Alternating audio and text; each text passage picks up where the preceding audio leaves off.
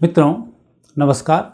आज ये वीडियो विशेष मैं बना रहा हूँ कि जिस प्रकार से भगवान राम की प्राण प्रतिष्ठा यहाँ पर होने वाली है और हमारे आचार्यों ने जो विवाद खड़ा किया है, बड़ा निंदनीय और शर्मनाक स्थिति यहाँ पर दर्शाती है। और वैसे तो आज से नहीं, सदियों से चला आ रहा है। हम आचार्यों की बात करें, सारे धर्माचार्यों की बात करें, या यूँ कहें आज के इन प्रोफेसरों की बात करें, ये सब अड़ंगेबाज ही बहुत उसमें रहे हैं। क्योंकि यहाँ पर विद्वत्ता झाड़ना एक स्टेटस सिंबल बन गया है। यदि हम इन शंकराचार्यों की बात करें, चारों पीठों की शंकराचार्यों जब आदि शंकराचार्य जी ने स्थापना की थी, तब वो एक समय अलग था और उन्होंने जिस उद्देश्य से यहाँ स्थापना की, वो उद्देश्य तो अब रहा ही नहीं।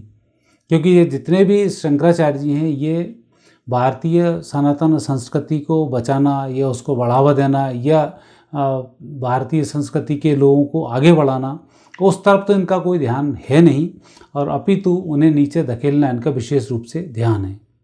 यदि हम वेदों की बात करें तो वेदों में ब्राह्मण के 4 मुख्य कर्तव्य बताएं। वो पढ़ाई करेगा, पढ़ाई करवाएगा, यज्ञ करेगा, यज्ञ करवाएगा, और दान लेगा और दान देगा भी। ये उनके कर्तव्य हैं। क्षत्रियों के जो कर्तव्य हैं, वह पढ़ाई करेगा, पढ़ाई कराने में लोगों की मदद करेगा, वो यज्ञ करेगा, ब्राह्मण के सानिध्य में आकर यज्ञ करेगा और दान करेगा, साथ ही वह रक्षा करेगा। ये हमारे यहाँ क्षत्रियों के कर्तव्य हैं। वैश्य के कर्तव्य हैं ये पढ़ाई करना, यज्ञ करना, दान करना और उद्योग करना। ये वैश्य के कर्तव्य हैं। शूद्र का कर्तव्य है पढ़ाई करना, सामूहिक यज्ञ करना, दान लेना और दान देना। वैसे दान देना उनको उसमें नहीं है, लेकिन दान लेना उनके यहाँ मुख्य माना है। तो इसमें आपने देखा होगा पढ़ाई सब में कॉमन है कि पढ़ाई आपको सबको करनी है, सबको करानी है। और ब्राह्मणों को इसका जिम्मा दिया हुआ है कि शूद्रों की भी आप पढ़ाई कराओ, और जैसे ही शूद्र पढ़ता है तो उसको अलग अलग श्रेणियों में आगे ले आओ और ब्राह्मण तक आप उसको पहुंचा दो। जैसे हमारे विश्वामित्र क्षत्रिय से ब्राह्मण तक हुए हैं।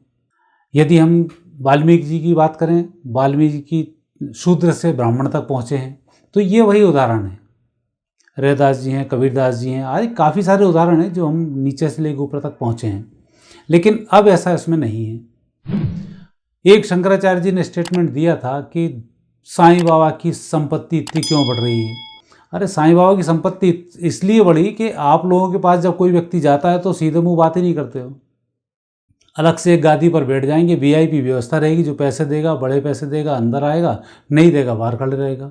उस समय बात ही नहीं करना है, धर्म की हमें कोई बात ही नहीं करना है, कैसे साधना करनी है उसकी कोई बात ही नहीं करना है। तो वहाँ तो हमारा कोई ध्यान रहा नहीं। और साधना करना है तो अपने मठों में गवर्नमेंट से एड लेने के लिए साधना करवानी है, वो भी पर्टिकुलर ब्राह्मणों को, दूसरी जाति वालों को वहाँ कोई प्रवेश नहीं होता है। अब बात आती है कि इस राम मंदिर के विवाद में ये फिर सबके सब कूद गए। नियम ये था कि जब आप आचार्य हैं, शंकराचार्य हैं, आपको स्वयं ही उस मामले को आगे बढ़ाना था। क्या क्या प्राण प्रतिष्ठा होंगी, कैसे होंगी, सबकी हम बात करें। लेकिन अहंकार आड़े आया कि जब तक कोई हमें निमंत्रण दे के ना बुलाए तब तक हम वहाँ पर नहीं पहुँचे। और जो देवज्ञ वो काम करा रहा है, वो देवज्ञ इस असमंजस में कि चारों को बुला लिया तो ये चारों यहाँ बंदर बांट करेंगे, क्योंकि चारों पीठों में एक नहीं है। एक पीठ में यदि आप दीक्षित हो गए तो दूसरे पीठ वाला आपको खाना नहीं खाने देगा, फिर ये बोल देगा कि अलग अलग उसके हैं। किसी एक में आ गए, उनका दूसरे के आँख का खाना नहीं खाओगे। तो ये छुआछूत भरी पड़ी है। इस छुआछूत की शुरुआत तो आदि शंकराचार्य के टाइम ही हो गई थी कि जब उन्होंने कहा था चांडाल की छाँव हमारे ऊपर नहीं बननी चाहिए। भैया चांडाली की छाँव। अब आप इधर बात कर रहे हो शुद्धाद्वैत की बात, और वहाँ पर द्वैत आपने बीच में लाके खड़ा कर दिया। एक चांडाल हो गया, एक ये होगा। तो ये जो स्थिति है ये बहुत अच्छी नहीं है। सेम आज के प्रोफेसर करते हैं, 2-2 ढाई लाख तनख्वाह है, अपना लेक्चर देने आए, इधर उधर की बातें की और चल दिए। विद्यार्थी कोई विरोध करता है तो उसको फेल कर दिया। पीएचडी करने में फिर उसको नाटक कराना शुरू कर दिया। पीएचडी में दुनिया भर का शोषण करना शुरू कर दिया। असिस्टेंट लोगों से अधिक काम कराते हैं, खुद जाकर तानकुटी सो जाते हैं। और सबसे बड़ी ये होती है कि कभी टाइम पे कॉलेज नहीं पहुंचेंगे, और यदि उनकी मशीन लगवा दो टाइम पे पहुंचने के लिए, भैया टाइम पे पहुंचोगे मशीन लगाओ। तो मशीन का विरोध नहीं करेंगे, फिर दूसरी समस्याओं को स्टूडेंट के साथ लेकर हड़तालों पर उतर आएंगे और उस चीज़ का विरोध करेंगे। तो ये इनके अंदर जो एक भारतीय संविधान के लूप पोल को देखते हुए इनमें आगे बढ़ाने की जो आदत है ना, इन्हें अभी तक है। हर शंकराचार्य कोई ना कोई नेता से जुड़ा हुआ, और वैसे तो मैक्सिमम आचार्यों की स्थिति यही है कि वो कहीं ना कहीं किसी न किसी राजनीतिक दल से जुड़े हैं और उसके काम करते हैं। एक शंकराचार्य तो हमारे पिछले चुनाव में आए थे और कांग्रेस के प्रचार कर रहे थे। तो ये शंकराचार्यों की ये ड्यूटी है कि आप कांग्रेस को वोट दो, बीजेपी को वोट दो बताना। आपका काम है धर्म प्रचार करके लोगों को आगे बढ़ाना, किस तरह से काम किया जाए वो बढ़ाना। हमारे धर्म में इतने छोटे छोटे उपाय दिए हैं। आप राम मंदिर की वहाँ स्थापना हो रही है, आप अपने घर पे स्थापना कैसे करें, उसका पुण्य लाभ आप घर बैठ के कैसे प्राप्त करें, ये सूत्र बताना चाहिए आज के समय में, ताकि अटाटूट भीड़ अयोध्या में ना हो, वहाँ व्यवस्थाएं ना फैलें, काम व्यवस्थित तरीके से हो जाए। वो तो नहीं कर रहे हैं, हमें नहीं बुलाया इसलिए हम नहीं आ रहे हैं। तो ये भैया जातिवाद के भूत निकालने पड़ेंगे, मनुष्यता पर आपको आना पड़ेगा। कई जाति हैं, कई समाज हैं, और सबको मैंने पहले ही बता दिया है कि सबको पढ़ने पढ़ाने यज्ञ करने कराने सबका अधिकार है, और ब्राह्मणत्व तक लाने का अधिकार ब्राह्मणत्व का है कि आप शूद्र भी यदि अच्छा है तो उसको पढ़ाई लिखाई करके ब्राह्मणत्व में विलीन करो, ये आपकी ड्यूटी बनती है। वो ड्यूटी तो कोई निभा नहीं रहा है, और उनका फ़ायदा विपक्षी दल उठा रहा है, जो ऑलरेडी कहीं ना कहीं दूसरे से संचालित हो रहा है, दूसरी दुनिया में ही घूम रहा है। वो उनको भारत की प्रोग्रेस से कोई लेना देना नहीं है। संसद में इसलिए नहीं जा रहा है, राष्ट्रपति को उन्होंने नहीं बुलाया, उनके लिए तो आना जाना सब बेकार है। लेकिन मूल सिद्धांत, मूल तत्व की यदि हम बात करें तो बात हमारे यहाँ यही आती है कि इन सब बातों का अब कोई अर्थ नहीं रह जाता है। भारत नए परिवेश में प्रवेश कर रहा है, सनातन संस्कृति के नई चीज़ों में प्रवेश कर रहा है, और आज हर व्यक्ति पढ़ा लिखा है। तो मैं पढ़े लिखे उन बच्चों से अनुरोध करना चाहता हूँ कि आज नेट के ऊपर सारी गीता वीता सब अवेलेबल है। कोई भी आचार्य गीता पर कभी प्रवचन नहीं देता है। कितने ही आचार्य ढूंढ लेने गीता पे किसी ने प्रवचन दिया हो। गीता पे प्रवचन दिया और सब पोल खुली, क्योंकि भगवान कृष्ण ने वह सारी चीज़ें क्लियर कर दी। विभूतिवाद भी दे दिया, सांख्य सिद्धांत भी दे दिया, योग भी दे दिया, सारी चीज़ें दे दी। कोई आचार्य किसी अष्टांग योग का कोई भी व्यक्ति, कोई भी आचार्य पालन नहीं करता है। सब मोटे फूले फूले पड़े हुए हैं गादी पर, सब लोग शिष्य लोग करा रहे हैं।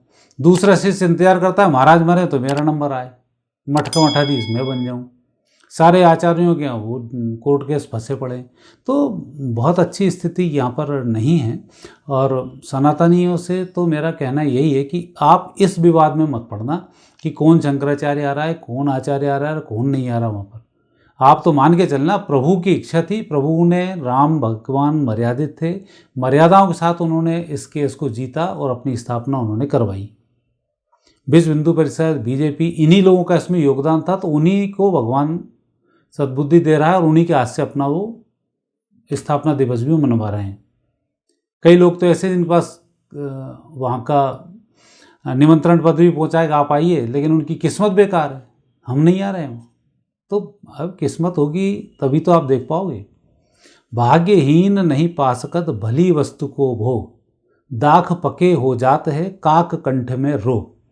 अर्थात भली वस्तु का जो भोग है वो हर व्यक्ति नहीं कर सकता। जैसे दाख पके, अर्थात ये अंगूर के पकने पर कौए के गले में रोग हो जाता है, इसलिए अंगूर कौआ नहीं खा पाता है। तो ये एक बड़ी अच्छी कहावत है जो चरितार्थ होती यहाँ पर दिखाई दे रही है।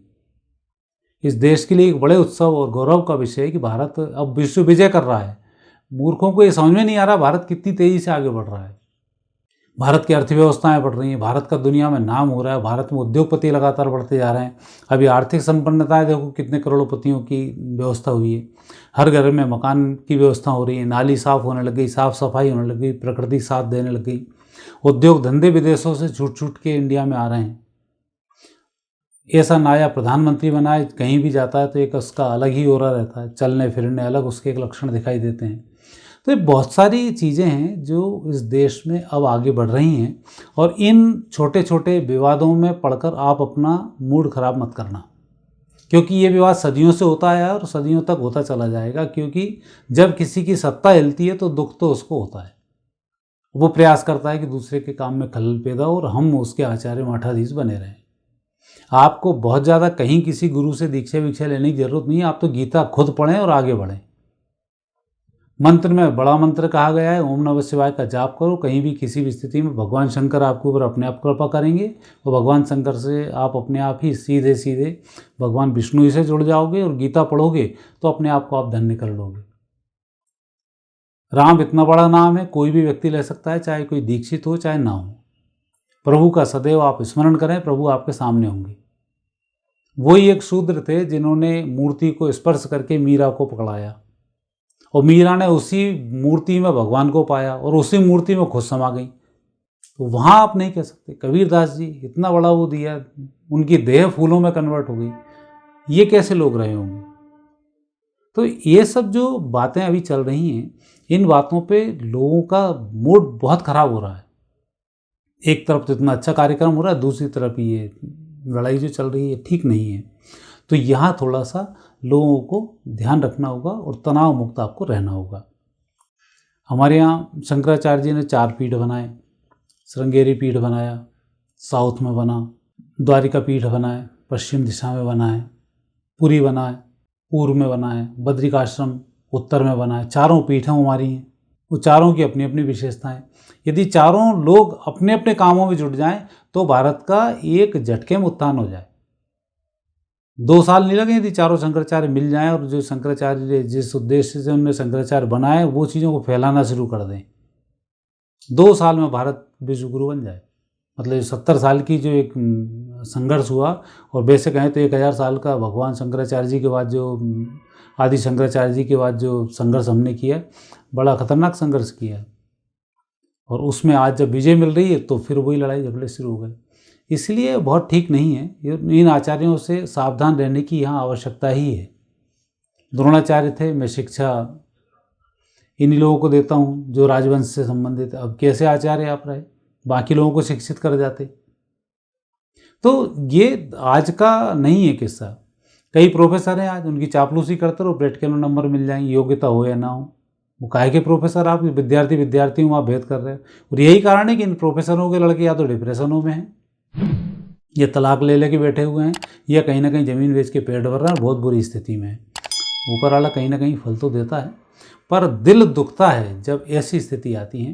तो यहाँ मित्रों मेरा आपसे निवेदन यही है कि इन सब प्रपंचों में पढ़ने के बजाय प्रभु श्री राम का आगमन है, खुश रहो, आनंदित रहो, अपने त्यौहार को अपने मन से मनाओ, जो आपका मन बोलता है वो करो, क्योंकि प्रभु आपके मन में बैठे हुए हैं, हर्षोल्लास आपके मन में प्रदान करेंगे और आप उस दम पे पूरी दुनिया को जीत जाएंगे। और प्रभु आपके साथ 24 घंटे रहते हैं, हृदय में विराजमान रहते हैं, इसलिए बाकी कहीं आपको आने की ज़रूरत नहीं है, ना किसी दरगाह की, ना किसी पीर फकीर की, ना किसी की। आपके खुद ही इतने सारे देवी देवता, आप उन्हीं का जाप करो।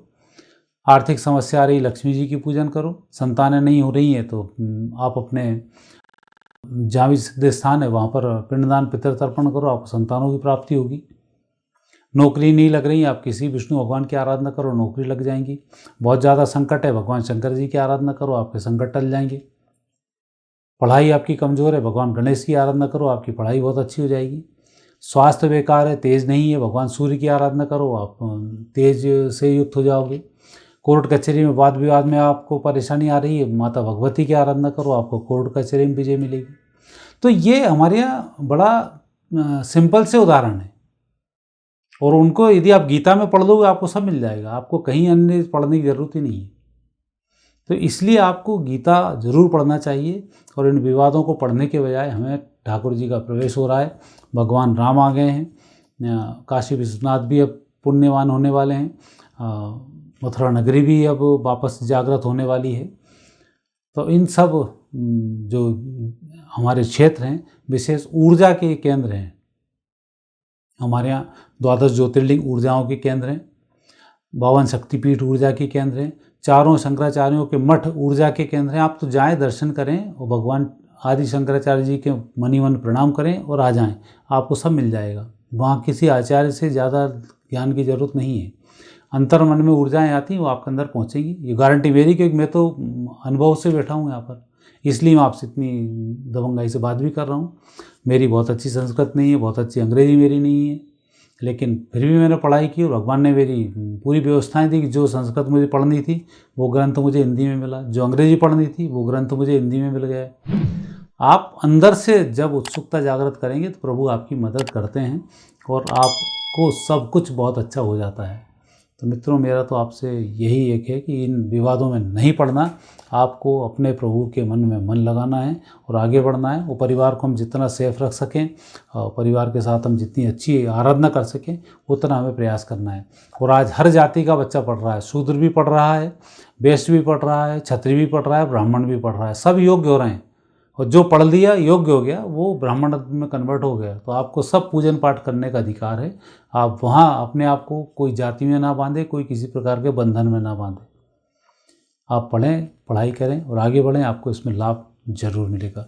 मित्रों, बोला तो मैंने थोड़ा सा टफ है, लेकिन बोला मैंने सत्य है। चूँकि दिल दुख रहा था इन 6-7 दिन से इन विवादों को सुनते हुए, फलाने शंकराचार्य उनसे उलझ गए, वो उनसे उलझ गए। एक प्रधानमंत्री, देश का प्रधानमंत्री और शंकराचार्य उसमें टांग फंसा रहा है। वो जनता ने चुन के भेजा है। जब जनता ने चुना है, जनता मतलब भगवान होती है, पंच के मुंह से परमेश्वर बोलता है। परमेश्वर ने उस व्यक्ति को वहाँ भेज दिया, तुम परमेश्वर का विरोध करने में लग रहे। शुद्ध अद्वैत की बात करते हो, अद्वैत में फंसे हुए हो। तो ये बहुत अच्छी बातें नहीं हैं। तो यहाँ आपको बचना चाहिए और छोटी छोटी चीज़ों में हमें नहीं आना चाहिए। इसलिए आप भी खुश रहें, हम भी खुश हैं, प्रभु की आप भी सेवा करें, हम भी सेवा करें। एक वीडियो में डालूंगा कि उस समय में हमें कितना लाभ लेना चाहिए, उसकी मैं आपसे फिर चर्चा करूंगा। अब मुझे यहीं विराम दें और चाहता हूं, और आप आगे क्या जानना चाहते हैं मुझे कमेंट्स बॉक्स में कमेंट्स अवश्य करें। बुरा लगा हो उसके लिए मैं क्षमा चाहता हूं, लेकिन बात सही थी इसलिए बोलना पड़ी। आगे फिर नए विषय के साथ आपसे भेंट होगी। नमस्कार।